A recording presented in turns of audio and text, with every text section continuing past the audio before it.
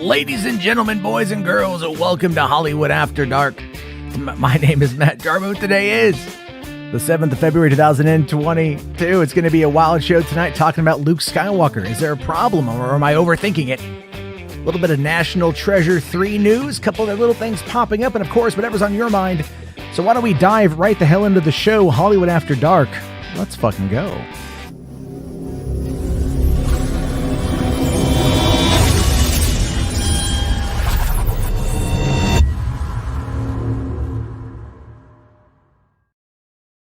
Hey, what's going on, everyone? How you guys doing? Welcome to the party. I am sorry I'm a few minutes late. As always, you know, I'm running late because I work. Had a thing tonight with the delivery. Last minute problem. It took me a little bit further out than I wanted to get to, and of course, I had to get home and prep everything because I like to roll by the seat of my pants. I like to just kind of have a little bit of fun and throw it all together last minute, so it doesn't feel super professional, but it feels like I care. And of course, if you've paid attention to anything involving me in the last couple days, every once in a while you take a shot and you might get yourself a bit of a victory or a bit of a situation. Oh lordy, Saturday night was definitely a fucking situation. And everyone, there's going to be some new people probably tonight who might be joining up in the chat, people you don't recognize as part of the usual crew.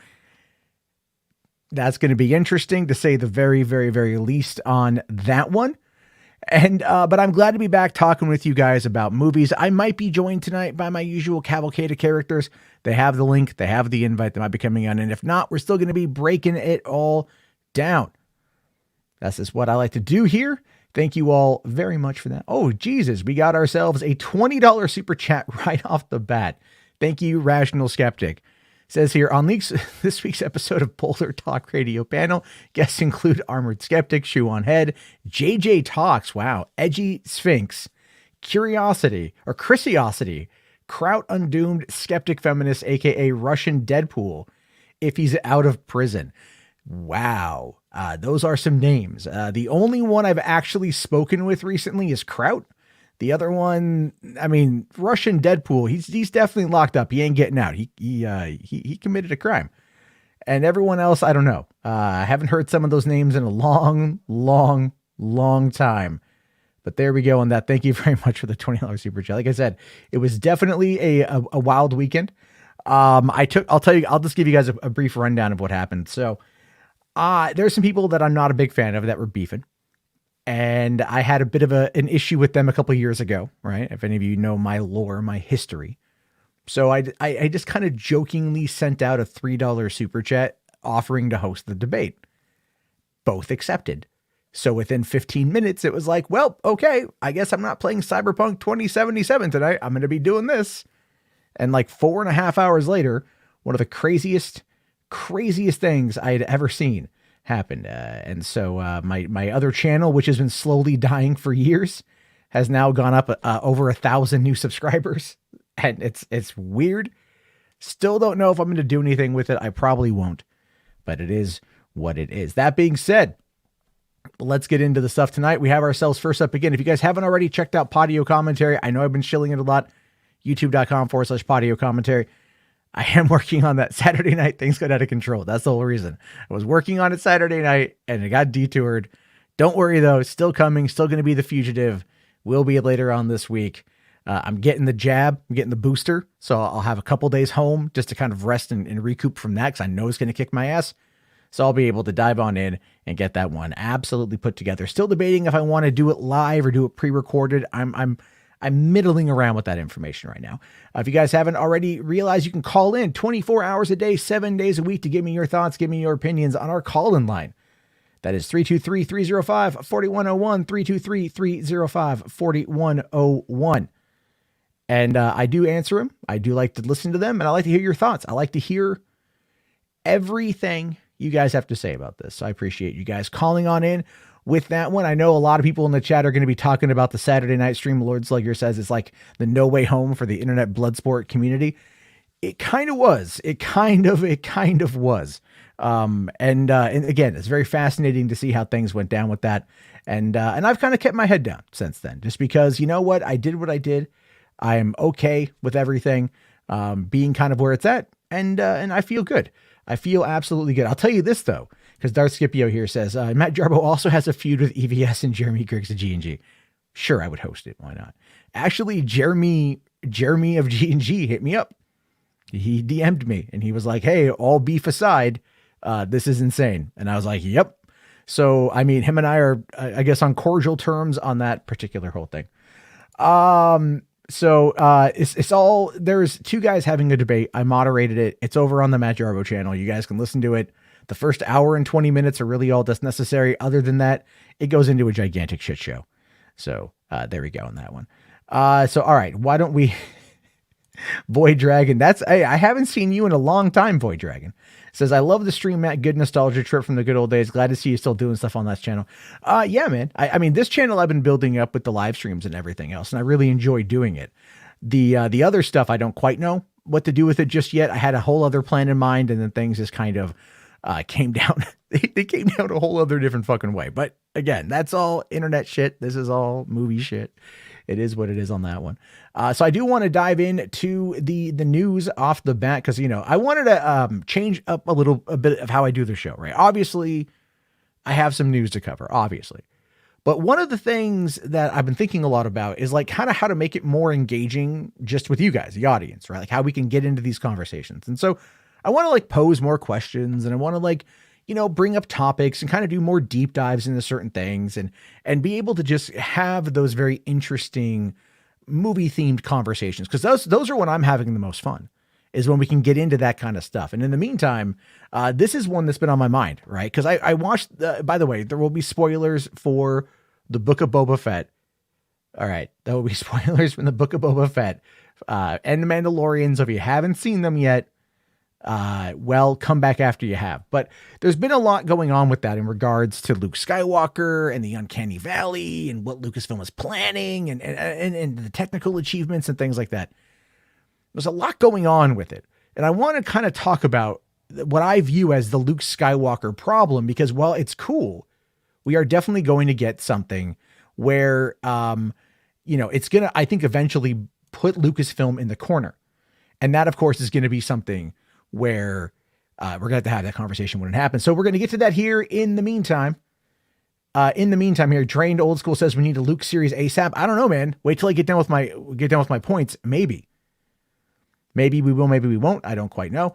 Again, I want to see more of this, but I have my reservations. So why don't we just quickly dive into the rest of the news here? So first up, we're finding out today that the Lord of the Rings of Power trailer, or the first teaser, will drop during the Super Bowl next week. That makes a lot of sense. But I'll tell you, like, I'm excited for this show. I'm very excited to see what they're going to do with this show.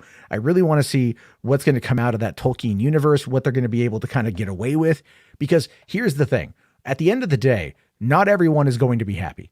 I think we can already address that right now. And I'm not even talking like the kind of people that, you know, are already going to be rallying around this, right? Or railing against this. How many people have already been upset that there's a black person in the show? There's a few people that I've seen. It's like, whoa, wait a minute, guys.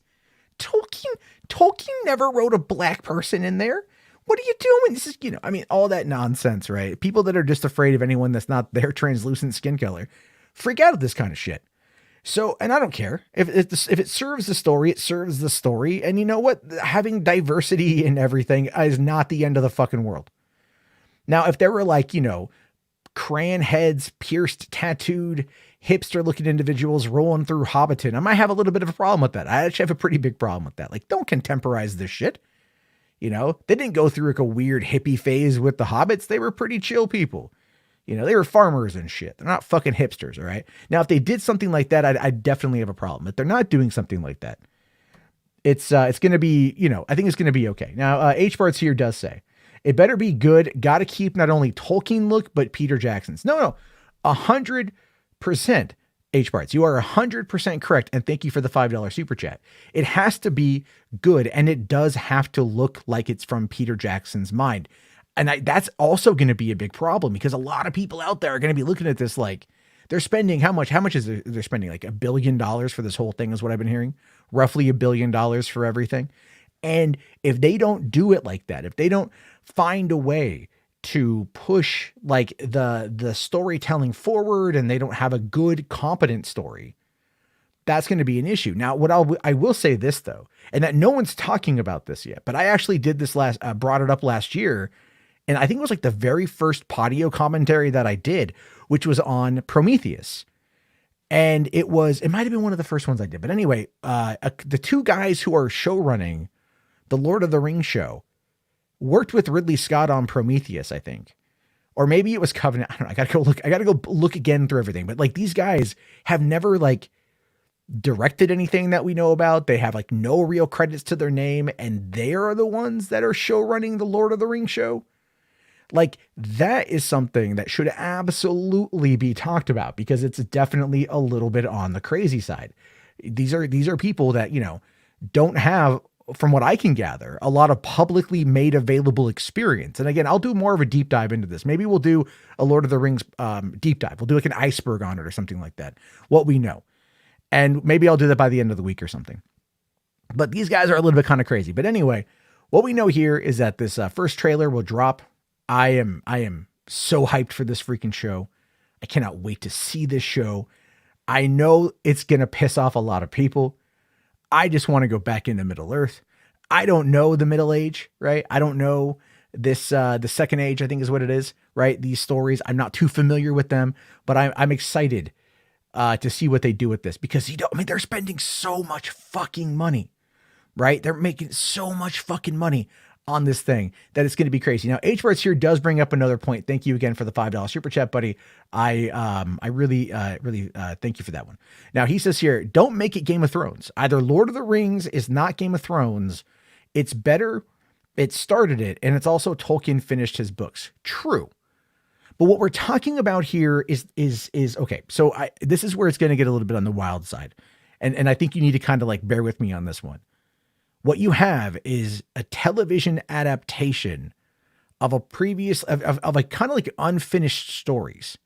So they're kind of, you know, they're, you know, cause what is it? The similar, I can never pronounce it correctly, but as far as I understand it, it's more like an encyclopedia, like a history lesson, right? If I'm remembering that correctly, if I am wrong, please tell me right now, please tell me in the chat if I'm wrong. But that's what I recall that it is. I'm not a big Tolkien scholar. I do see the comment there, Shogun. We'll get to that here in a second. But you have a television adaptation that's trying to tell the story of the Rings of Power. And you got to remember the reason why Jeff Bezos personally negotiated this particular story, this particular acquisition, this show, why he spent $250 million up fucking front for a 5-year contract, a 5-year agreement, a 5-season agreement, I should say, with the Tolkien estate, has everything to do with Game of Thrones because Bezos wanted a Game of Thrones for Amazon Prime. You got to remember, Game of Thrones, man, at its height was it was on fire. You couldn't touch it. It was so hot. And they wanted something similar. And the thing was with Amazon is Bezos was like, no, let's do these period pieces. Let's adapt all this F. Scott Fitzgerald shit. And I do like F. Scott Fitzgerald. The Last Tycoon was a really good first season show. It ended on a cliffhanger, but it was good. You know, they did there was the Zelda Fitzgerald show, The World According to Z, I think, or whatever it was. And that was like Christina Ricci in that one. I hear she gets fully nude. So if you're into that sort of thing, there you go. That might be a bit of an introduction into checking that out. Just putting that out there for people out there who are fans of Christina Ricci. Anyway, when they made this deal, they started killing all those shows because the amount of money it cost to make those shows was far greater than what they were getting out of it. So stuff like The Boys and Invincible and Jack Reacher, which now got a second season renewal today, that stuff is cheaper to produce, and it's going to play into the more like desire for the violent nature, right? Because there's a lot of that stuff. There's a lot of you know like Jack Reacher type movie shows. But the Lord of the Rings, though, man, this has got to fucking nail Game of Thrones. This has got to fucking nail Game of Thrones. And it doesn't, and I know what you mean. You don't want it to be Game of Thrones. You don't want it to be violent and bloody and incestuous and full of titties and fake pubic hair. And I get all that. But like, they got to make it compelling. You know, they got to make it compelling for today's audience. Does today's audience do they want the slow build of Lord of the Rings? And I don't know what the answer to that is. And you guys can absolutely tell me that. I'd like to know what you think about that. Let's see here. Void here says, I wish HBO never canceled Rome. God damn it, I know. God fucking damn it, dude. I loved season 1 and season 2, but they rushed season 2 so freaking much. And I will say this though, man, I will fully admit, at the series finale of Rome, I cried. I absolutely cried at the series finale of Rome. I fucking loved that stuff. All right. Let's see. I know I see people talking about Shadow of War, Shadow of Mordor. Definitely have played those games. I love those games. Shadow of Mordor, I actually beat. I didn't beat Shadow of War, but it is available on Games Pass, and I do own it on the PS4. So there's that. Now, Shogun here says, didn't Tolkien family members back out? No, but Rational here says that a Tolkien scholar had left.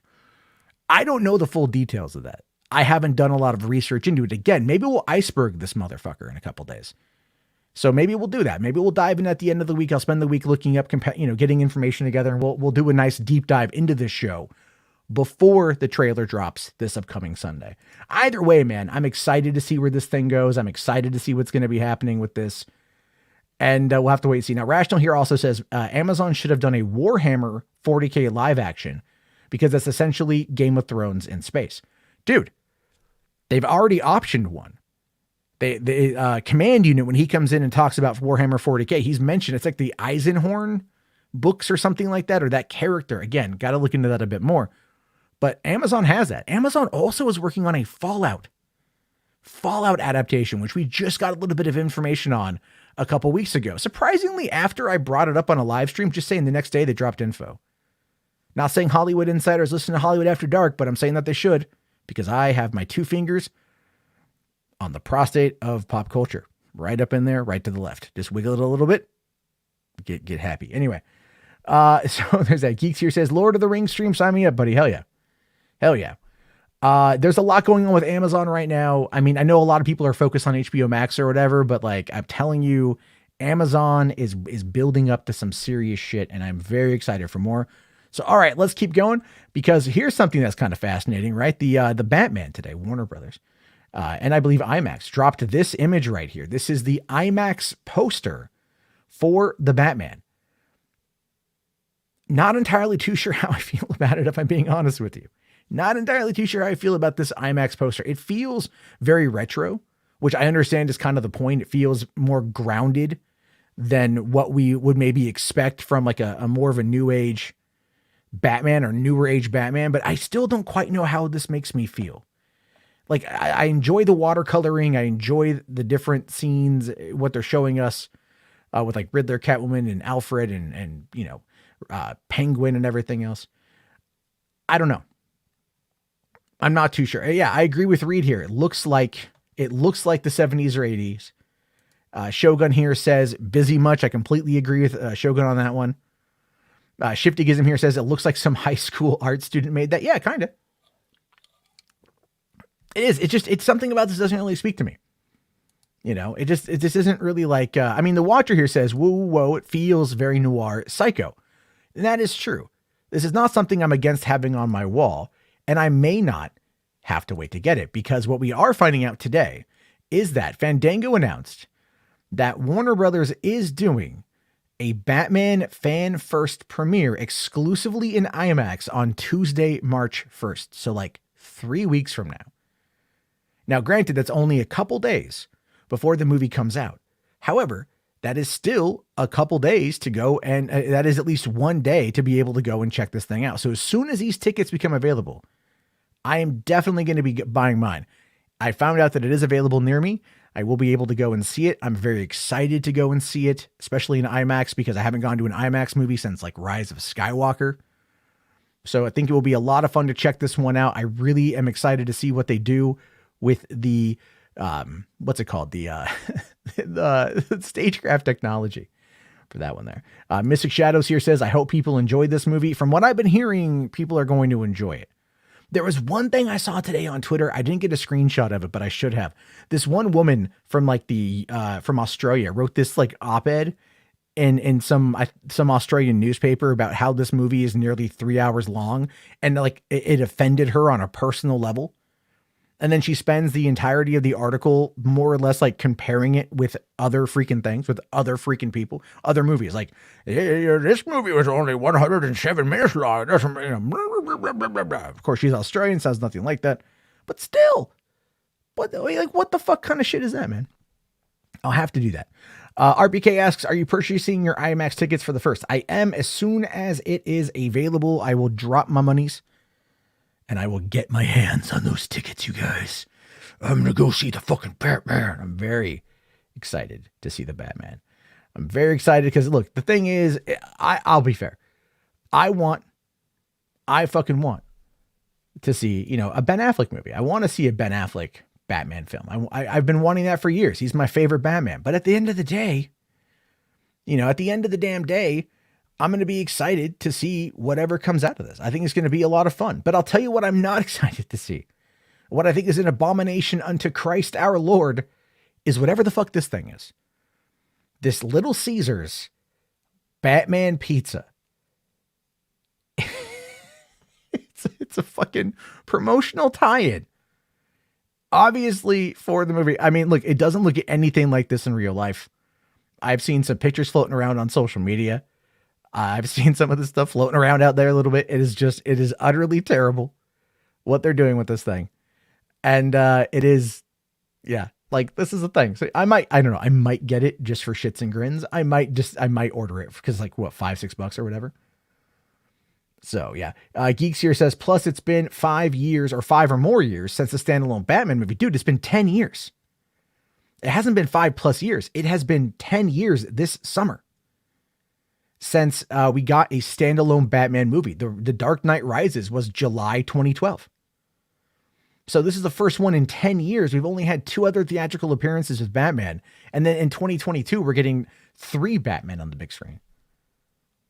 It's kind of crazy. Let's see here. McLeod asking if I saw that Roland Emmerich was bitching about Marvel DC films. Yeah, man, I talked about that a couple days ago, actually. So on the Friday night episode, I talked about that. There's that. All right. The Snyder Cut movement needs to hire Roland Emmerich to direct Justice League 2 and 3. He somehow convinced people to give him $150 million for Moonfall. Well, then, okay. You have to understand what you have to understand about how Roland Emmerich works is he sells a lot of this stuff to the foreign market because the foreign market, they eat this shit up. They really do. It's all CG. It's all spectacle. That's all it is. They eat it up. Look at Independence Day Resurgence from 2016. Like, I liked it. I thought it was stupid, but I liked it. It was dumb. However, like the jokes were so surface level, so fucking cookie cutter, so goddamn stupid that it's offensive because you can tell that they were rewritten, that they were dumbed down in order to be, more easily translatable to foreign languages. And I think that treats foreign people pretty indignantly, to be honest with you. Like, oh, what, they can't understand a joke? You gotta dumb it down so it's easier to translate. But then again, that's exactly what the fuck, that movie was. It was meant to be just a cash grab, but I mean, it's some nice visuals.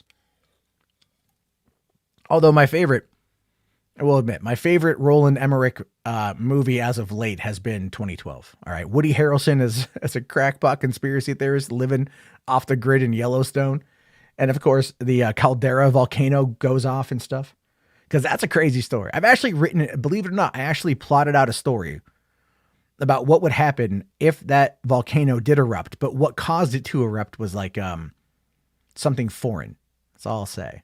Right. But it's kind of like it changed things. It altered things. It was part of a web series I wanted to write, but like a podcast series I was going to write where it was like a radio station kind of like giving you updates about what's going on in the world. I don't want to say like a shock jock sort of thing, like maybe a podcast. I don't know, maybe like not even like NPR and shit, but like something where it's just, I think I wanted to call it like Live Out of Hell or something. Like it was going to be set in Hell, Michigan, reporting on what's going on in the outlands, so to speak. It's an idea. I might bring it out eventually. But anyway, that's going to be what we got going on for that one right there. And let's see The philosophical pickle here says the foreign market eats Matt Jarbo up. Sometimes. I have some foreign. I got some foreign friends. You know, people who enjoy the show. But why don't we keep things moving here? Because it's just me tonight, so I'm going to be having myself a little bit of fun here. But let's talk about this. Oh man, we finally got a little bit of information on the National Treasure continuation over there on the Disney Plus, and a little bit of updates kind of on what's going on with National Treasure 3, and it ain't very good. However, this does intrigue me. Saying here, Catherine Zeta-Jones to star in National Treasure Disney Plus series. The project will be executive produced by Jerry Bruckheimer, John Turteltaub, who directed the first two films, and writers Marianne and Cormac Wibberley, who I think wrote, they've done something. Their names have popped up recently. Now, this is an expansion of the National Treasure movie franchise told from the point of view of a young heroine named Jess, or Alexis, who's a dreamer in search of answers about her family, who embarks on the adventure of a lifetime to uncover the truth about the past and to save a lost Pan-American treasure.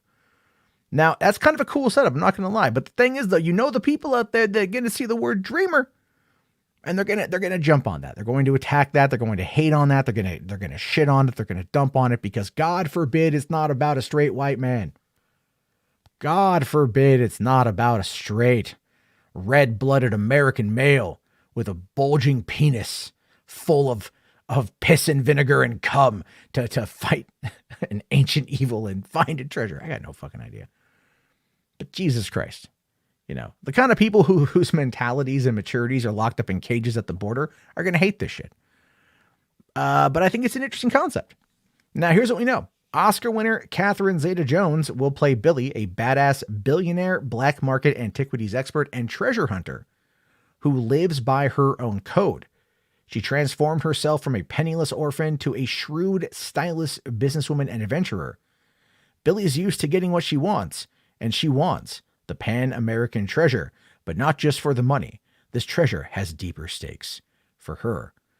So if I have to guess, if I have to just kind of pull a plot point from thin air, I'm going to guess that that Jess, or Alexis, is probably going to end up being somehow related to Billy to some extent. They're going to find some way of doing all that. Now, I do see here Jess saying, I'm more offended that it doesn't have Nick Cage. Yeah, no shit.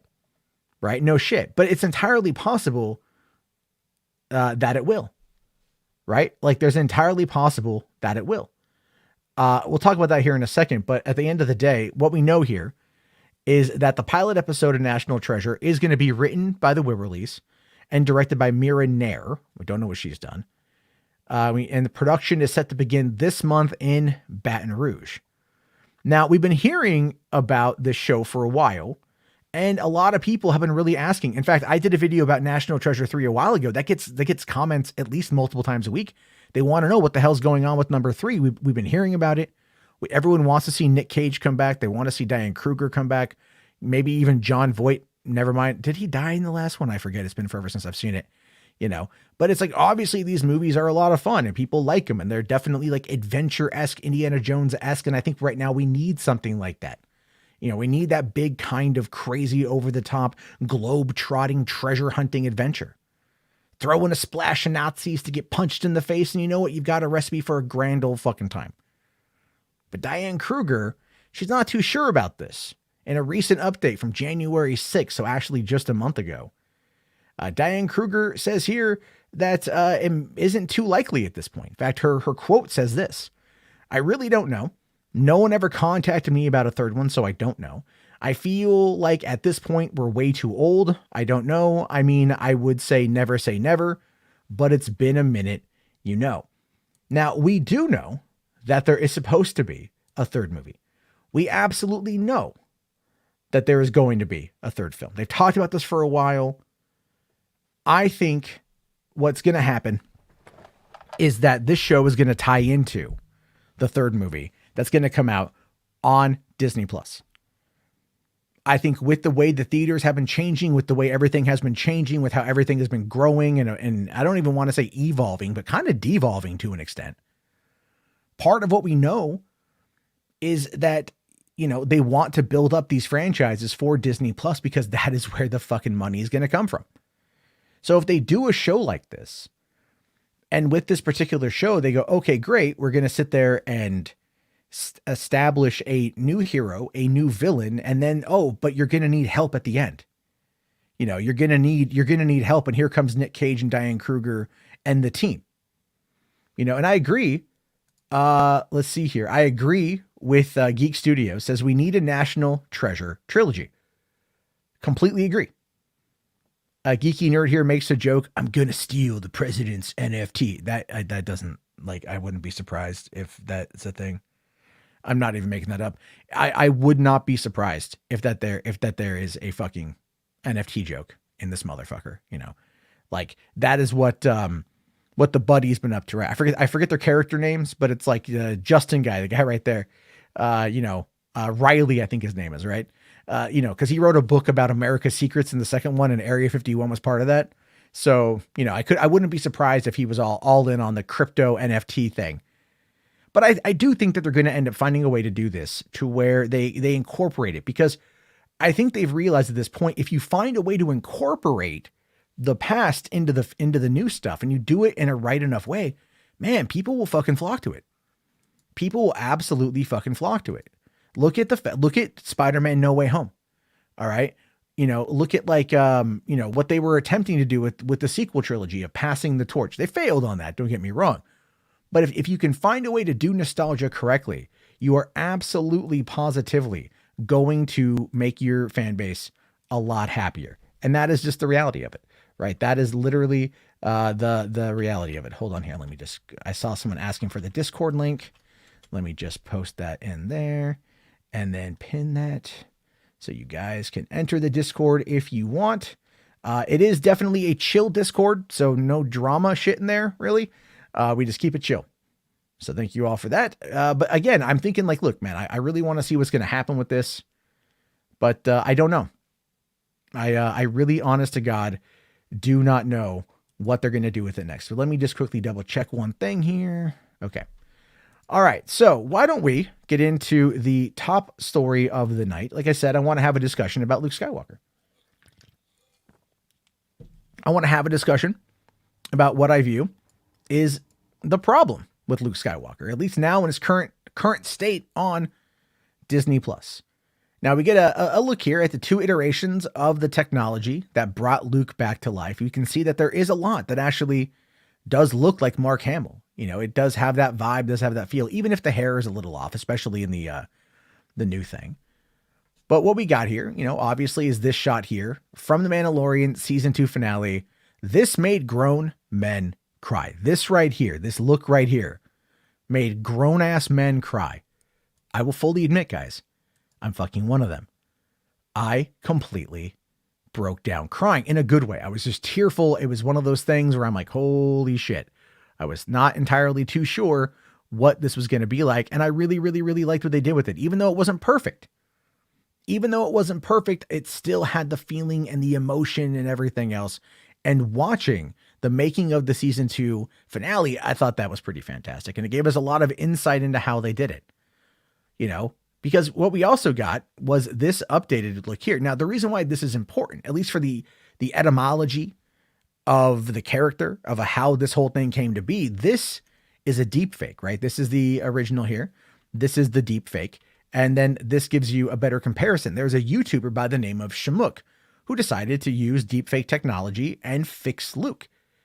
The $100 million season of The Mandalorian that used digital technology to bring back Luke Skywalker, complete with a body double and mocap or not mocap, but all the deepfake stuff that they did, all the audio generation that they did, which we'll talk about here in a sec. And yet a YouTuber was able to figure it out. And when the YouTuber figured it out, they hired him on. And as a result of that, 14 some odd months later, we get this. I mean, fuck, dude, this looks like a real fucking person. This looks like a real fucking person. This is astonishing how real this looks. Now, not every time did it look like that. Not every time did it look like that at all. There's other times where you could see a little bit of the wonkiness with all this stuff. But I mean, just looking at this shot right here, this is like, Jesus Christ. It's insane. So we know that this is what they did for the last week's episode, and a lot of people out there loved it. A lot of people out there were talking about how it was done. But one of the weird things about this too was how Luke sounded. Because, you know, we were talking about this last night on my friend RJ's stream. And, you know, RJ was like, well, Mark Hamill can be involved in this, right? Mark Hamill clearly has got to be involved, like, with the voice. No. And this happened even in the season finale of Mandalorian season 2. We know that Mark Hamill did not, in fact, provide anything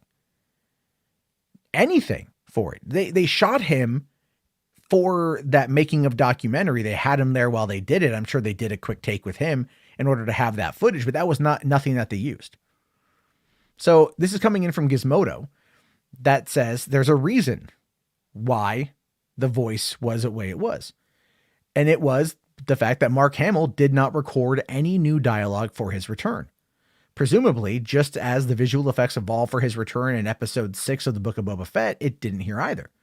While Luke was physically portrayed by a new actor, Graham Hamilton, rather than Max Lloyd-Jones, who played him in The Mandalorian, the vocal performance used a program called a Respeecher, collating archival material and recordings of Hamill's performances as a young man and creating a sound bank to stitch new material together. This is absolutely true. This is absolutely fucking true. This has been something going on for a while, but it's like, again, this first popped up a number of years ago with an Adobe. It was with Jordan Peele, right? It was called Voco, and it was meant to be. This is from 2016, and it was meant to be this whole thing where they can basically. I'll just try to show you guys if I can get a screenshot here. I forgot to grab a screenshot from this. But according to Vice, they wrote an article saying here, after 20 minutes of listening, the new Adobe tool can make you say anything.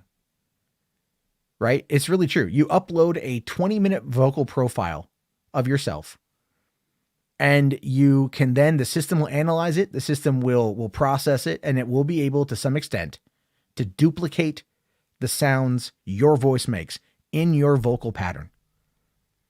And Jordan Peele demonstrated this at the time, and it was basically not for public use. But here it is 6 years later, and there are programs that do this using machine learning. There are multiple programs designed for podcasters and some YouTubers that are designed in case to process this in order to help you get your content out there faster and to fix flubs. Do you want to remove all the ums and the ahs? You can do that. It will find that vocal pattern and it will remove it from your recording. It will make it sound like you have actually have your shit together and you're not going, crap, you know, and I do it too. I hate when I do it. If I listen to anything on the playback on my end, I always hear it.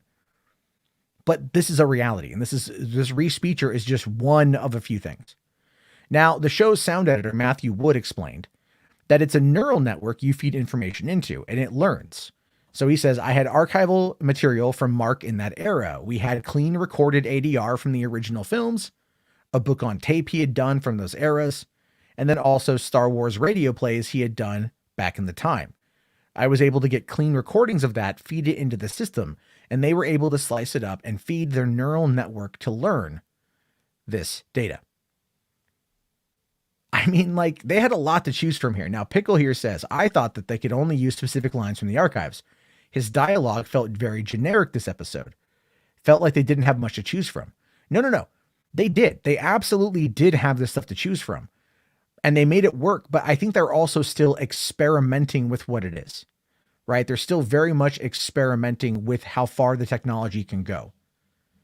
Because that is one of those weird things that they're able to do. Now, Shogun here asks, are you the program right now, Jarbo? No, I'm not. I'm absolutely not, but I will say this. If it was ever a possibility, if it was ever a fucking possibility to like type up a script and then have it autoplay with my voice and then like acting all, you know, animated and shit, I would do it in a fucking heartbeat. I would try it out. I would try it out at least once to see how it is. I think for me, I would just get lazy and like just recycled dialogue. Now Religus here makes a great point. Mark Hamill does not sound like he did in the 1980s. Mark Hamill is a heavy ass smoker. He is a heavy ass smoker, and that has absolutely damaged his vocal cords. It's worked for like doing the Joker, but he's really only done like the Joker. Skeletor from Masters of the Universe Revelations kind of sounded like the Joker. Him playing the Trickster in the Flash kind of sounded like the Joker. Like he can do some good impersonations, and he does great vocal work, but he is still kind of very much pigeonholed into that one conversation, that one styling that everyone knows him for. And so, no, he couldn't go and give these lines of dialogue. Mark Hamill's a smoker. How do you know? Well, Tony, back at Comic-Con 2005, I was up on the sales pavilion on the last day of the show smoking a cigarette, as I always did when I first got to Comic-Con, back when I was a smoker.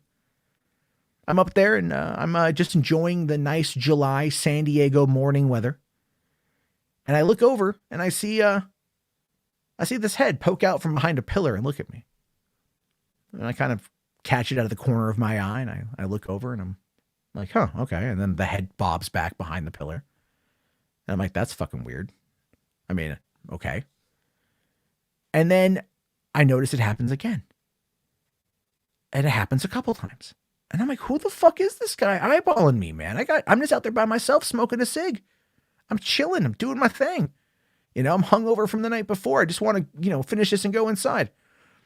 But then I see the cigarette drop and I see a foot put it out. And then from around the pillar comes 4 or 5 elite security guards. And they are surrounding Mark fucking Hamill.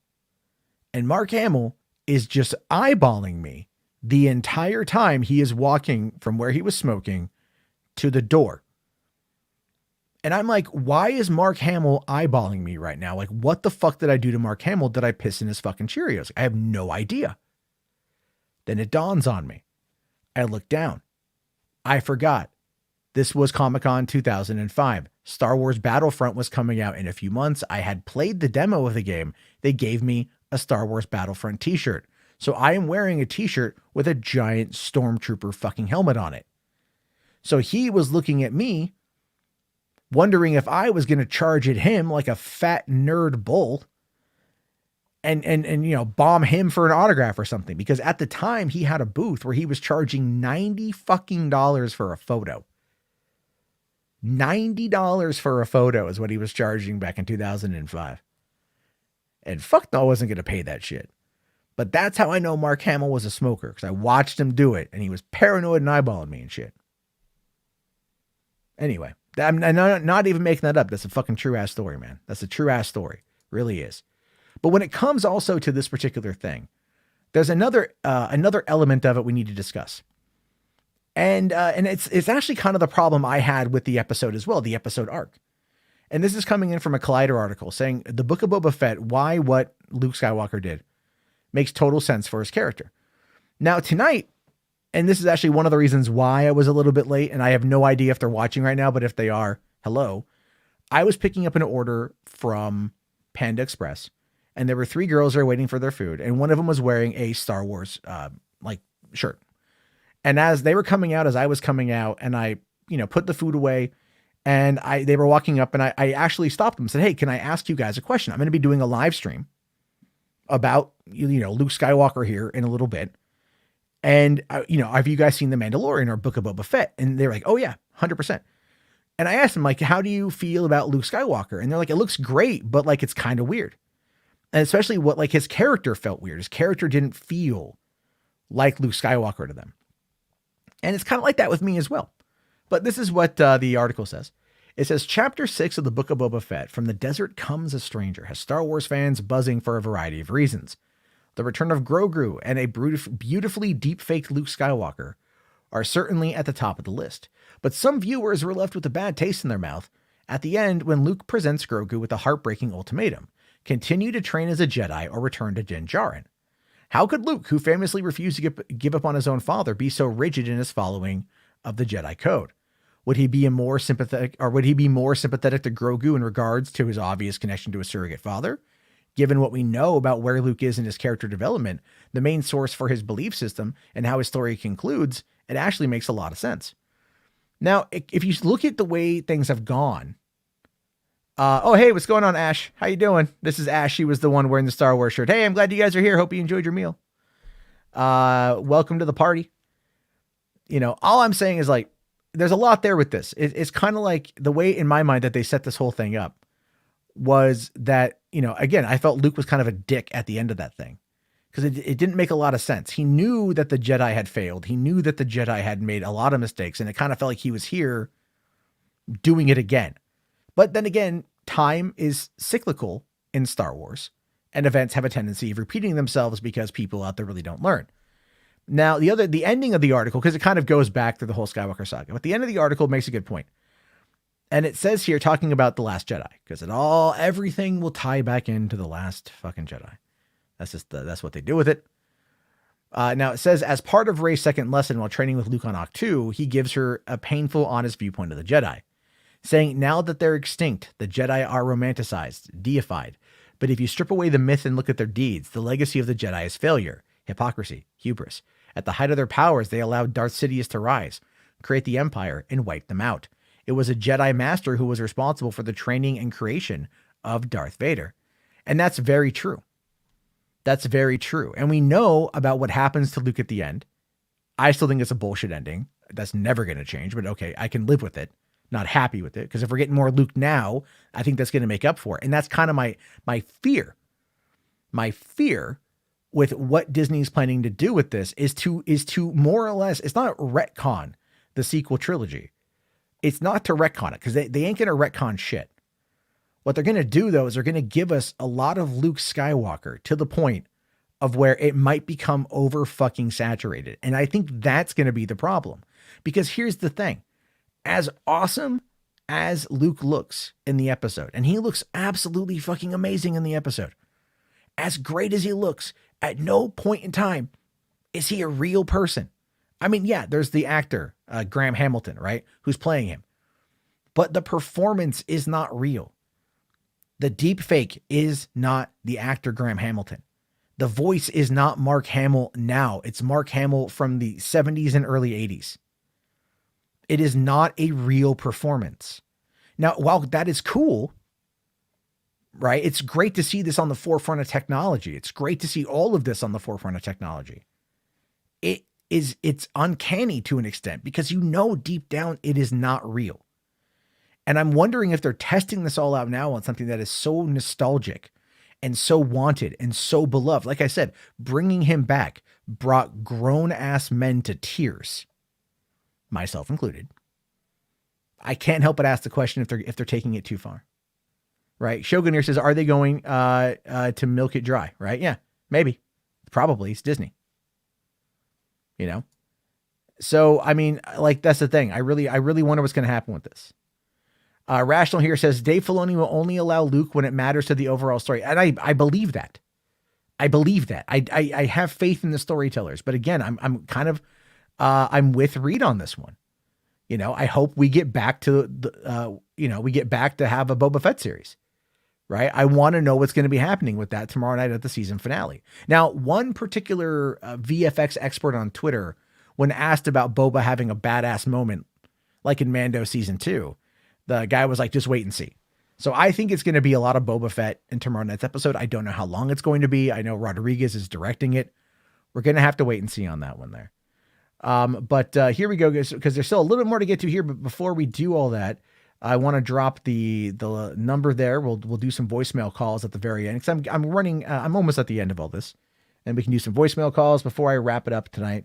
Because there's probably going to be a bit of an early night, just because I've got to be up early to take care of some stuff. So we'll have to go from there. All right, let's keep going. All right, where am I at there? All right, so this is what kind of got me on the topic tonight, just to be on the fair side. So I came across this a post from a guy named Kevin while I was on Reddit. And he says, the horrifying moment you realize that TV Star Wars is all building towards having awful CGI Luke, Leia, and Han together on screen, so the internet can explode and it will get a perfect 10 on IMDb, and Twitter will proclaim it the real sequel trilogy. Well, I mean, Kevin is not entirely wrong. I said here, yeah, this is probably going to happen, and I'm going to be cautiously optimistic about it. I just want it to serve the story.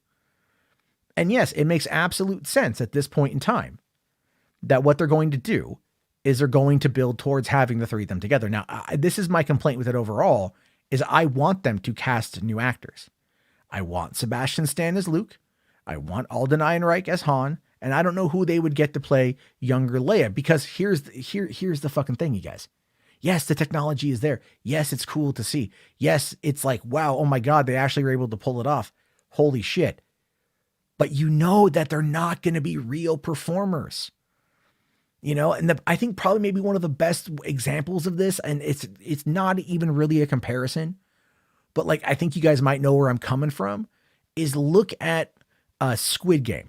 All right, like Squid Game had excellent performances all the way through, and you lose out on those performances if you listen to the dub, because the dub is so ungodly, unholy, and terrible that the whole fucking thing just it's so bad. It is so terrible. But if you listen to the subs where you just read it and you get their full performance, it makes it so much grander and so much greater and so much better. And that's what I'm talking. You get real performances, real actors, real emotion. If we start giving into this stuff, I don't know necessarily what it's going to do. But this is where I'm personally torn, because as much as I love the advancement of technology in this space, I still want actual solid fucking performances. That's what I want. That's what I'm after right now. You know, we're going to have to hopefully get there. Now it goes on. I found this one here from John DeLillo. This was kind of the big one. It says here, Star Wars fans rejecting Mark Hamill's finest performance in favor of a demonic robot simulacrum, which I'm assuming simulation, of his younger self feels like a real inflection point for the next 50 years of culture. But again, this is not anything that's really new. Okay. Back in the 90s, there was like there was remastering of old dead celebrities like Frank Sinatra and some other people. I think even Orville Redenbacher for some of those commercials, where they were playing around with kind of recreating these people, you know, repurposing the footage and then interjecting it into like new stuff as a way to kind of like let these characters or these actors or whatever live the fuck on. And it was met with a fair amount of criticism and pushback back then. Then you get a couple years ago, they have the hologram Tupac at Coachella. Now they've got the hologram Michael Jackson in Las Vegas. I mean, technology is always going that way. It's not going to stop and become an inflection point for culture. I don't think that's the case here. I think John is getting a little bit hyperbolic on it. But what I do feel is that it is something worth having a discussion over. Mark Hamill's performance in The Last Jedi was a very good performance. I loved it. Up until the very fucking end, where things just stopped making any goddamn sense. Yes, he gave a great performance, but we still want to see what happened with him to get to that point. We have an idea, but people want to see it. And that's been the biggest complaint coming out of the sequel trilogy era, that people want to see these stories. And now they have the technology to do it. But they might go a bit too far.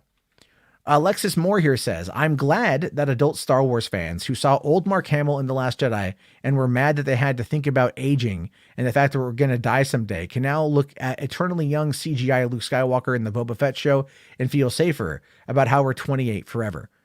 And that's also a fair point. That is actually a really fair point. You know, people age. Our heroes age. Harrison Ford is near 80 by the time the next movie comes out. Fuck, who knows if he's even going to survive the filming of this thing. Mark Hamill just turned 70. Carrie Fisher died at the sad age of 65. The young age of 65. Sadly died is what I meant to say. This year alone, we lost Bob Saget at the age of 65. We lost, fucking Betty White at 99, near 100. And she lived a good long life, but it's like, Meatloaf just passed away because he refused to get the fucking COVID shot. It's like people age and they die, and our heroes and our idols go with them. And that is a natural progression of life. And that is something that I feel it should not be ignored. But the more we start kind of merging video games and the technology to make video games with this kind of stuff, Alexis is not necessarily wrong here. And as much as I want to see it, I don't want to live there forever. Like, as a nice, maybe like fantasy getaway, sure, but I don't want to live there forever. But I do feel that is kind of where technology is going. I have a feeling that in the next 10 to 15 years, we're going to see some of these actors doing these shows, like doing these movies where they're just like, it's just all deep fake. They're going to provide their voice and it's all going to be relative animation using like the Unreal 5 or Unreal 6 engine. That's going to look photorealistic. That's going to look relatively uncanny. And it's going to be presented in such a way and kind of a frog in a slow boil, right? That people are just going to be okay with it. And I look, I'm a filmmaker. I love art. I love the actual act of filming. I also love technology, technological advances. It's a very weird place to be. I'm a little concerned. Now, Knucklehead here says, I genuinely cannot believe that there are people complaining about this CGI. I can't wrap my head around it. This was literally Luke Skywalker. If you find it horrifying or don't want this Star Wars or film / TV to go this route, you do you, but I'm eating it up. My hero is back. And again, that kind of like applies to what exactly, Alexis was saying right there. Like this guy right here is in love with this. He wants more of this. He wants to live here. But then the question becomes, is it a good place to be? Is that a good place to be or not? I don't know. The Watcher here asks, do you think that one day they will reboot Star Wars in general? I don't know, man. I don't know if they will or they won't, but all I know is, we got this right here. This was a great shot for me. I absolutely loved this shot. I absolutely adored this shot. I thought that it was great, that they definitely brought, a lot of the feel from ESB. They brought it back. They just made it look, it was cool to see, but I also know that it's like not real. Rhea here says CGI deepfake T'Challa doesn't feel right, but is it the best way to see the character off from the series? And partially, yes. And I almost feel like they should do it in the case of T'Challa to give him a proper ending. I don't know. King here says you can't be mad at this at all. I'm not mad at any of this personally. Right. I'm not mad at any of this at all. I'm asking the questions. I think it's going to be something that might be happening down the road. Sifu here says, as long as Mark Hamill's getting paid and is okay with it, I'm okay with it. No, and that's fair. That's a great point. That's a great point. As long as Mark Hamill is okay with it and he's getting the money, right? Then that's fine. Like, it's all about the storytelling, right? It's all about the storytelling. So let me see here. Okay. So where am I at? All right. I think that's the last image I got. Yeah. All right. There we go. That's my socials right there, but we'll get to that here in a hot minute. If you guys want to give me a follow on Twitter or Instagram or TikTok, let me answer a couple quick questions from you guys before we dive into the voicemails here. We got a few voicemails to check out. All right. Let me just double check this stuff here. Okay. Wow. Fuck me. Yeah. You guys have called in quite a bit.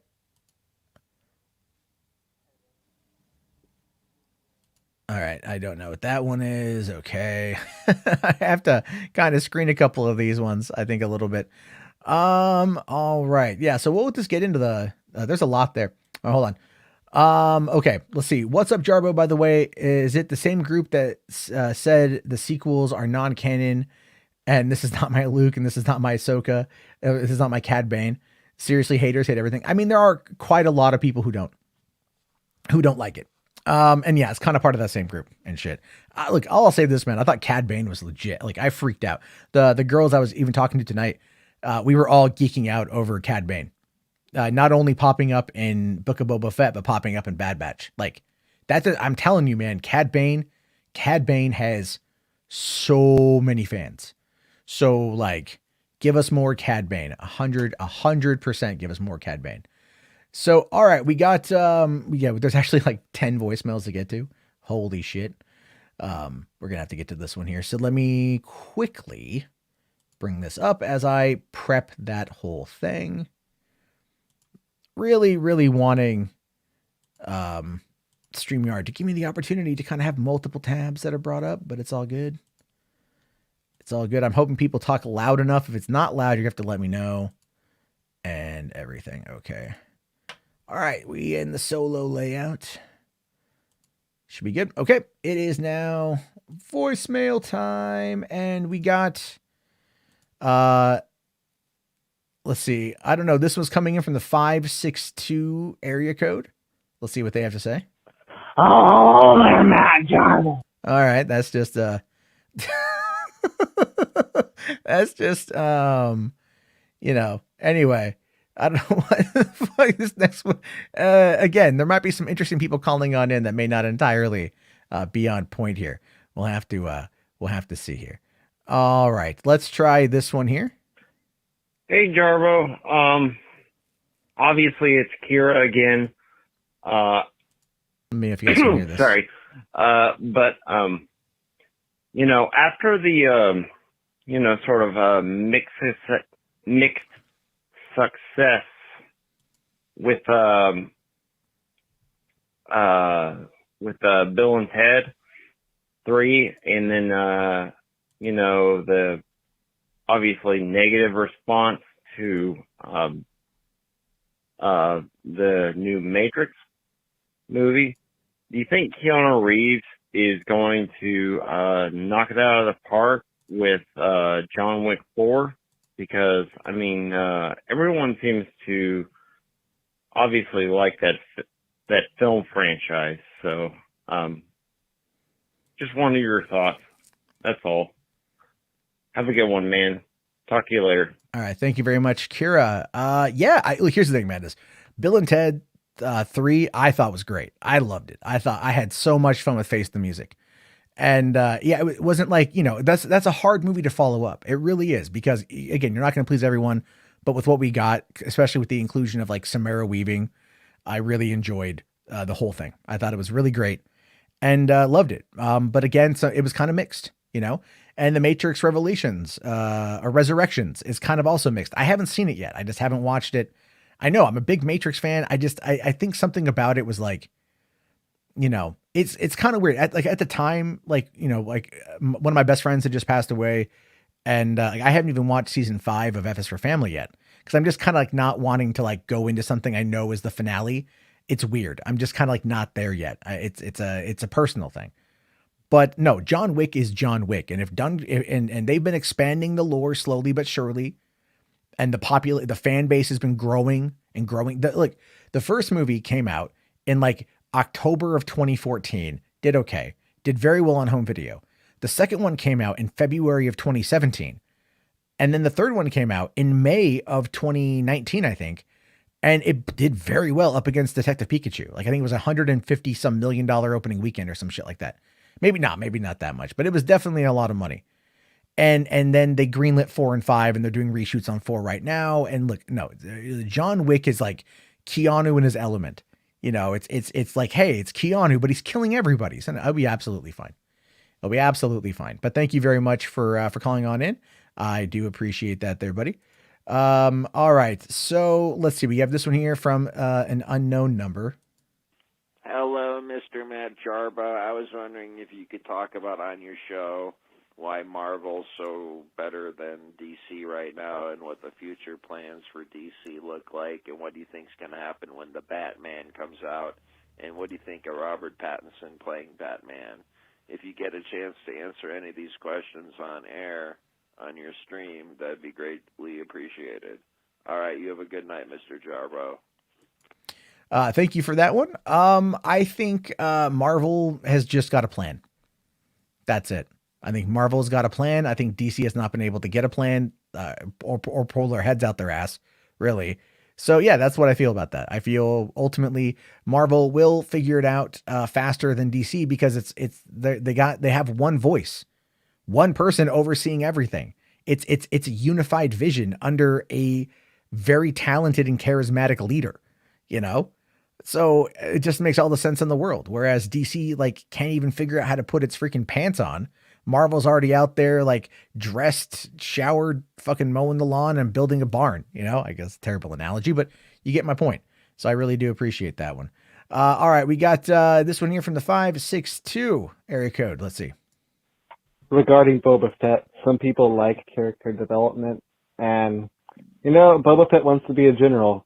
He wants to lead people. He doesn't want to be a soldier anymore. That's just my opinion. So far, I like it, but it could use less Mandalorian. We'll see what the finale brings. Here's the thing, man. Like I'm a big Mandalorian fan, a huge Mandalorian fan, but you're not wrong. You are not wrong. That's the thing. That's the other part of the whole Luke Skywalker problem that I didn't touch upon because I forgot. But like where he was used and how he was used and how long he was used. It was one of those things where you're like, come on, man. Like, let's get it back to the story. This, it's like, we got one episode left now. And Boba was only in like a minute and 26 seconds of like the last episode. So I don't know. I agree with you. I want the character development, and there's been a fair amount of it, and I enjoy it. I want to see the world build out a bit more with Mos Espa. I want to know what's going on. I feel like there's been some mishandling in regards to the storytelling aspect of this. But maybe they'll land the plane. I did a whole video on Saturday about my issues with the finale, or what I thought about the finale. So that is definitely something there. No, dude, you hate speech. No, man, fucking Marvel has a unified vision. All right, they have a unified vision, and that is something that they've been able to turn into like the most profitable franchise ever, even above Star Wars, even above Harry Potter, even above Star Trek. All right, Kevin Feige with his unified vision has been able to come on in and knock it out of the goddamn park. Everyone else is still playing catch up. Even Star Wars, which is under the same parent company, is still playing catch up. Rainbow here asks, do I think we're going to get a Cad Bane series? Probably not. Probably not. I would love to see them do something with that, but I don't think so. I don't think we're going to get that at all. You sounded like a Viva la Dictator speech. Yeah, well, yeah, I mean, yeah, I could see him up there going like, yeah. I can see that. I can see that. But thank you very much. All right, now we've got 443 area code. What do you guys say? Hey, how's it going, Jarbo? My question for you, you're talking about the whole idea of deepfake Luke and all that. Do you think there's any comparison between his appearances in Mando and Boba Fett to that of Tarkin in Rogue One? If so, in what way? All right, thanks. Well, I think in regards to Tarkin, I thought they did a good job with Tarkin from Rogue One. I thought they did an okay job with that. Leia looked like shit. Like I would have like just cut to the back of her head. I never would have showed her face. It looked terrible. But Tarkin was actually all right. And then, but they still wanted to build upon that technology. The de-aging technology was even really first kind of popularized. I mean, look at Marvel, look at Captain America Civil War that also came out earlier in 2016. And that had a de-aged Robert Downey Jr. And then Marvel's been really working on the de-aging technology. Look at Sam Jackson in Captain Marvel, right? You can barely tell. So they've been working on that technology, and then coming in, and then in the meantime, now you've got deep fake technology that has been coming on, and you can do some of that shit from your fucking phone, and it looks almost seamless in some cases. So the technology that these companies have are going to be far greater than what we, the plebs, have access to. So obviously this is Lucasfilm wanting to push the forefront of this.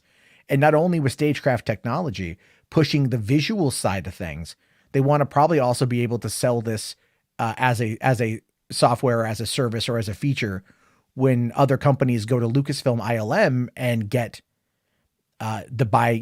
pay for them to do their visual effects work. And it's not just that. We're going to see a lot of other companies. What I'm waiting for is WEDA. Because I think ILM and WEDA are the two, and Blur Studios. I love Blur Studios, that's the Tim Miller owned company. I want to see what they come up with when these smaller companies start being able to really be on the forefront of deepfake technology. That's where things are going to get fucking wild, dude. It's going to be like, we're going to have to be super careful. This is some crazy shit.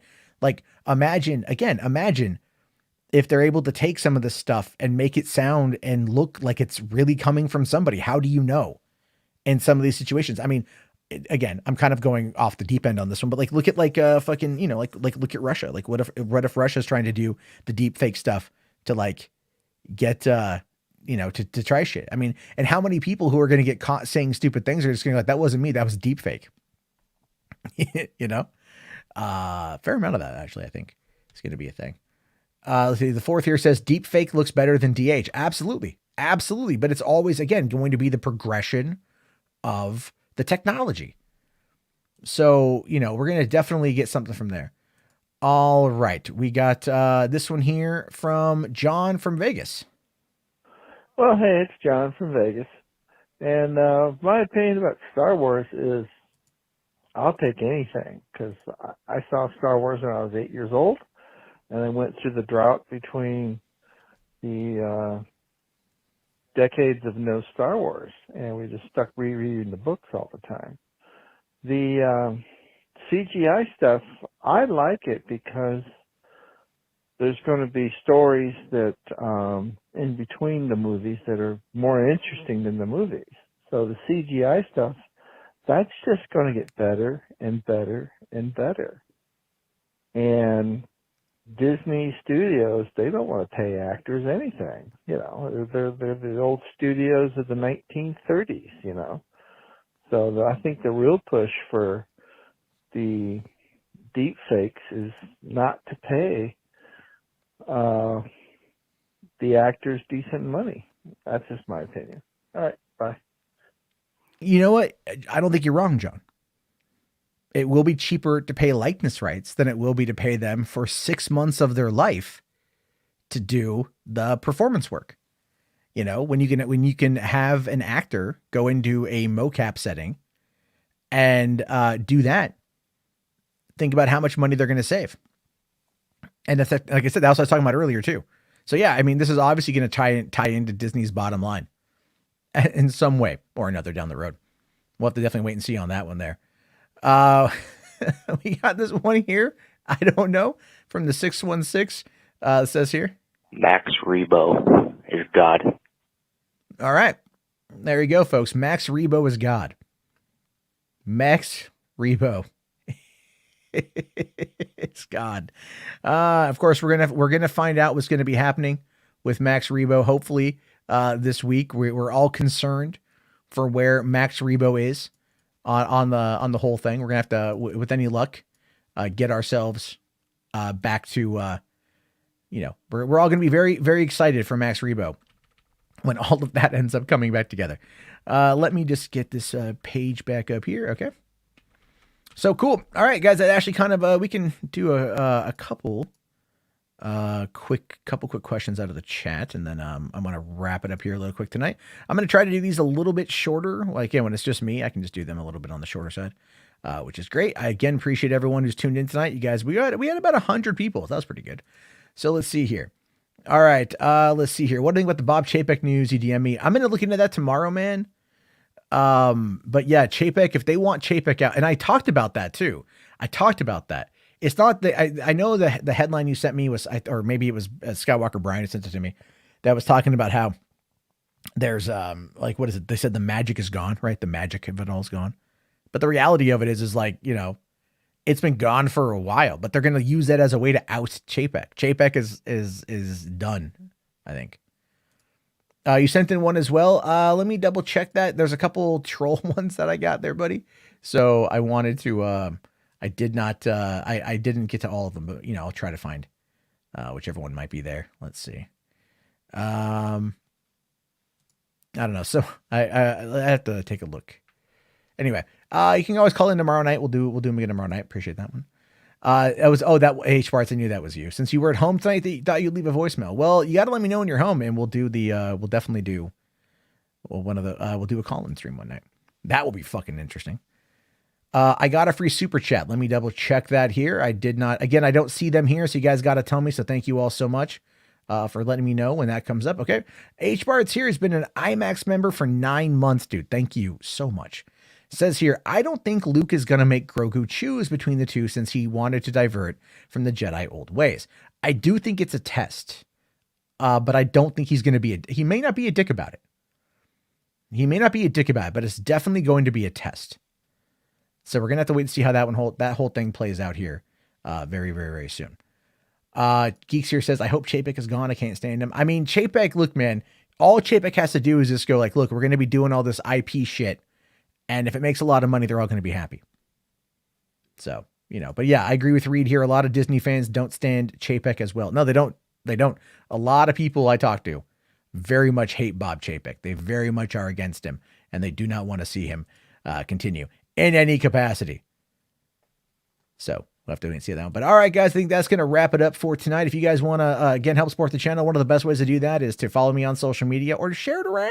Share it. It's a short episode, only an hour and 20 minutes, right? Probably hour 15 after I cut out the intro. If you do want to support the channel, outside of becoming a channel member, of which we've been growing a little bit, thank you very much on that, you guys. You can always go to patreon.com/Matt Jarbo. I will be adding in the watch parties. We're going to probably start off very soon with Super Mario Brothers, the movie. Again, it's just figuring out a good time because my schedule is still crazy right now. I don't want to set a date for permanent stuff, but you know what? I'll look for my schedule this week. Maybe Friday or Saturday night, we can do a late night Discord watch party for Patreons and channel members. We'll have it open for that. Be a lot of fun. I missed Jess and Elmo super chats for free. I did. I'm so sorry. No one told me. Let me go find him. Thank you, man. Let me go find him. No one told me, so I didn't know. I wasn't looking at that. So, okay. I see. Yeah, I can't go back and look at that. You guys got to tell me that ahead of time. Although Elmo here has been an IMAX member for 6 months. Thank you very much, Elmo. Says you should do more polls. I will. I'll think about, I'm going to really try to hone it all down. But I appreciate that. I don't know what Jess said. So let me know. There we go. Sorry, it just popped up. Do I think studios will make an artificial celeb? Yes, Jess, I do. Yes, I absolutely do. I think one of the reasons why they're going to is they're going to do that like China does. China has fake newscasters. Like all AI generated, all deep, machine learning, all that shit. They're not real. And that's that, but it is real that they're on television. So I fully expect that to be a thing. Although all things considered, what they should do is just really fucking hire VTubers, man. Just hire VTubers here. Oh, sorry, Mo. I did miss this one here. And it says here that we're asking, where's my 20% as your Polter manager? No, you didn't have anything to do with Saturday night, man. But I appreciate you thinking that you did. So enjoy that false bravado. Thank you. And then also Ron C. Again, I'm so sorry I missed this one here. Ron C. says Boba Fett episode 7 title, Boba Fett jizz back to Tatooine. For those of you who don't know what that is, I made a joke the other night about the Jizz Network, which is the Jarbo's Intimate Zesty Zings, JIZZ, the Jizz Network. Something that's just an inside gag, which apparently has angered some people, as I found out. Some people aren't too happy with that, but that's okay. And on the meantime, sorry guys, I did not mean to miss those super chats. Anyway, we will go from there. Yeah, I know that was a crazy mod night, Saturday Night Geeks. I know. I felt really bad for the mods. I was getting DM'd. Man, I was getting DM'd by so many fucking people on that night. And like some of the mods were just like, oh my God. It's so many people. Like I've never had that many people before. We had 2,500 people watching. So that was crazy. That was definitely nuts. But all right, man. Thank you guys very much for everything tonight. And I'll talk to you all tomorrow for another episode of Hollywood After Dark. Have yourself a great night and peace out.